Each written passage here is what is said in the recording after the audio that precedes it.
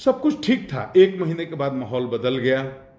कहीं से किसी ने न्यूज चला दिया, वो पता नहीं किसी धार्मिक स्थान पर बलि की बात कह दी। उसके बाद रोहित के पिता का अलग अलग लोगों को अलग अलग तरह का बयान देने का मामला आ गया। कहीं वो बोल रहे हैं कि ये किसी धार्मिक स्थल पर उसकी बलि दे दी गई। उसकी माँ, उसके नाना बोल रहे हैं कोई मौलवी ने उन पर पानी छिड़कता था। ये सब जो बातें बोल रही हैं, तो मस्जिद की बात कि मस्जिद में बलि दी गई, मैं एक ही विनम्र प्रार्थना करता हूँ, सीधी सी बात, एक लाइन में आप समझिए, गांव में कोई मस्जिद है ही नहीं, गांव में कोई नमाज पढ़ाने वाला मौलवी है ही नहीं। मौलवी पानी छींटता था, कोई मौलवी ही नहीं है। ये तो नमाज पढ़ने दूसरे गांव में जाते हैं, हमको बताया गया। हाँ, 2-3 साल पहले ये मस्जिद एक आधा कट्ठा जमीन में बनाने की कोशिश कर रहे थे, उसकी नींव भर पड़ी है, एक जगह 7 फीट की दीवार भी उठाई गई है ऊंची, लेकिन पैसा नहीं होने से या जिस कारण से वो काम पूरा नहीं हुआ, इन लोगों ने छोड़ दिया। वो 2-3 साल से वैसे ही पड़ा। मस्जिद नहीं बनी है, मस्जिद नहीं है। मैं फिर से रिपीट करता हूं, गांव में मस्जिद नहीं है, न नमाज पढ़ाने वाला कोई मौलवी है। और फिर मैंने बहुत लोगों से बयान लिया, गांव के लोग, निष्पक्ष लोग, और जिसका बयान लिया सारे एक बहुसंख्यक संप्रदाय के लोग, मैंने हिंदू लोग थे, एक एक से पूछा और सबने एक स्वर से कहा कि इसमें कोई सांप्रदायिक मामला ही नहीं है, इसमें कोई मस्जिद मंदिर वाली बात ही नहीं है, ये सब बेकार बात है। ये अफवाह कहां से फैली, कैसे फैली, क्यों फैली, ये हम लोग नहीं जानते हैं। स्थानीय स्तर पर किसी तरह का कोई न सांप्रदायिक तनाव है, न था, न कोई ऐसा मामला है। सारे पत्रकार भी वहां लोकल, जो वहां के रहने वाले, गोपालगंज के नहीं, कटैया के, जहां की घटना है, वो पता नहीं, मैंने किसी को बताया नहीं था, मैं बिल्कुल अकेला अपने एसपी डीआईजी को लेकर गया था, लेकिन सूचना और गाड़ियों का काफिला देकर उनको पता चल गया होगा। तो 10-12 पत्रकार गए, एक एक आदमी से पूछा, सबने कहा सर हम लोगों ने कभी रिपोर्टिंग ही नहीं की इस तरह की बात की कि कोई सांप्रदायिक मामला है। टोटल बिल्कुल निराधार है। अब कहां से किसने ये फैला दी, और जिसके चलते इतना भीषण सांप्रदायिक तनाव की स्थिति उत्पन्न हो गई, तो ये बहुत ही गंभीर मामला है।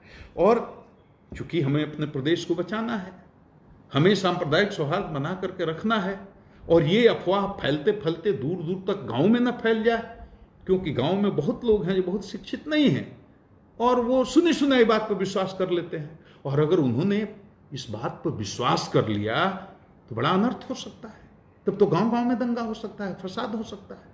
तो ये मेरी नैतिक जिम्मेदारी थी कि इस फेसबुक लाइव से बिहार की 12 करोड़ जनता को इतना बता दूं कि वहां कोई सांप्रदायिक मामला नहीं है, वहां कोई मस्जिद बन करके तैयार नहीं हुई है, वहां कोई मौलवी नहीं है, और ये घटना है या दुर्घटना है, ये हत्या भी हो सकती है, डूब करके भी आदमी मर सकता है, ये दोनों बातें हो सकती हैं।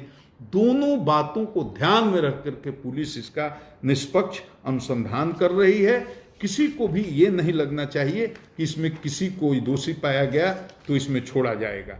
बाकी माँ ने क्या कहा, बाप ने क्या कहा और नाना ने क्या कहा, एक लाइन में स्टोरी है कि तीनों में से किसी ने मेरे सामने ये नहीं कहा कि किसी धार्मिक स्थल पर लड़के की बलि दी गई है। एक लाइन की बात। और किसी ने नहीं कहा, हमको यहां तक कि वादी ने कई जगह उसने बयान दिया कि वो अल्पसंख्यकों के डर से भाग करके उसकी जान को खतरा है, बाहर रहा। मेरे सामने उसने कहा वो थानेदार के डर से भाग गया, वो थानेदार के डर से भागा हुआ है, थानेदार उसको धमकी देता है।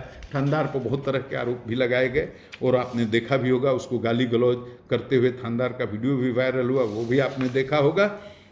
मैं सिर्फ ये कहना चाहता हूं, सिर्फ एक बात, थानेदार ने जो किया, किस परिस्थिति में किया, मैं उसकी सफाई पेश नहीं करना चाहता।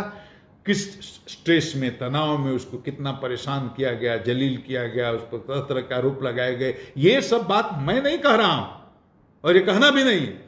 किसी भी परिस्थिति में, किसी भी स्थिति में और किसी भी तनाव की स्थिति में किसी थानेदार को अमर्यादित भाषा में जनता से बात करने का अधिकार नहीं है। वो तो पीड़ित है, उसके 15 साल के बच्चे की हत्या हुई है या मौत हुई है, और उसके परिवार के साथ कोई थानेदार और गंदी आवाज में गाली गलौज की भाषा में बात करता है, ये हमारे लिए शर्म की बात है, पूरे विभाग के लिए शर्म की बात है। तो पहला काम हमने ये किया कि थानेदार को जाते ही सस्पेंड किया, विभागीय कार्रवाई करने का आदेश दिया। उस मामला का पटाक्षेप हो गया। इस वीडियो को बनाने का सिर्फ इतना ही मतलब था कि आप जाने कि ये कोई सांप्रदायिक मामला नहीं है, या तो ये घटना है या एक दुर्घटना है। घटना माने या तो हत्या का मामला है, दुर्घटना माने या तो डूब कर मरने का मामला है।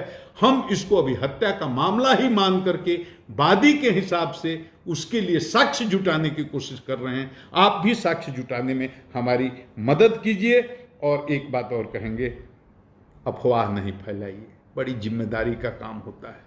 देश बहुत मुसीबत में है, हिंदू हो, मुस्लिम हो, सिख हो, ईसाई हो, अफवाह फैलाइएगा बड़ा नुकसान होगा। अब बिहार तो प्रेम की धरती है, मोहब्बत की धरती है, सांप्रदायिक सद्भाव की धरती है, ये महावीर की धरती है, ये बुद्ध की धरती है, ये गांधी की कर्मभूमि है। मोहब्बत का पैगाम बिहार की धरती से दुनिया भर में गया है, अहिंसा का पैगाम बिहार की धरती से दुनिया भर में गया है। हम बिहार को बचाने में हमारी मदद कीजिए, सहयोग कीजिए। और हमारी बात किसी को बुरी लगी हो या किसी को अच्छी नहीं लगी हो तो मैं क्षमा चाहता हूं। बहुत लोगों के सवाल होंगे, बहुत तरह के सवाल होंगे। मेरे लिए फेसबुक पर किसी सवाल का जवाब देना संभव नहीं हो पाता है, इतना व्यस्त आदमी हूं। मैंने स्थिति स्पष्ट कर दी कि केस घटना हुई है, 15 साल का एक बच्चा हमने खोया है, वो हमारा ही बेटा था।